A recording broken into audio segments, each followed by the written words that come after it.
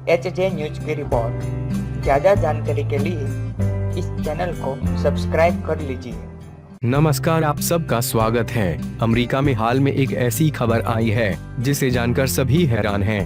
America का 50वां राज्य कहा जाने वाला हवाई में बसा एक आइलैंड इन दिनों सुर्खियों में है।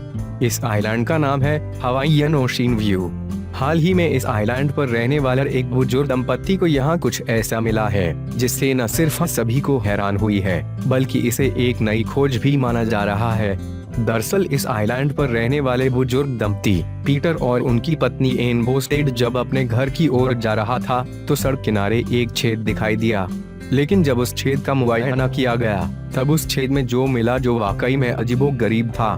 इस आइलैंड पर मात्र 4500 लोग ही रहते हैं। उनमें से एक पीटर और उनकी पत्नी भी हैं।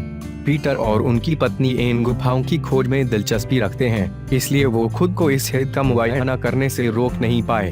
वह एक वोल्केनो ट्यूब का रास्ता था, उसके आगे ट्यूब्स का जाल था। पहले तो वो दोनों वहां से चले गए और दोनों ने उस जगह बाद में आने का प्लान बनाया।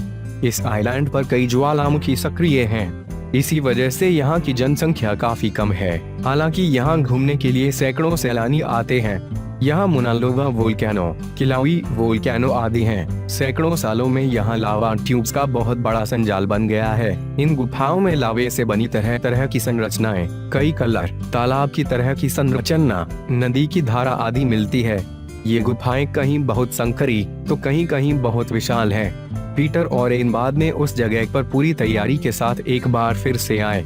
इसके बाद वो और उनकी पत्नी उस 3 फीट के छेद से अंदर चले गए और जब वहां जाकर देखा तब वहां ज्वालामुखी के लावा से बने ट्यूब्स का मकर जाल उनकी कल्पना से भी ज्यादा विस्तृत था।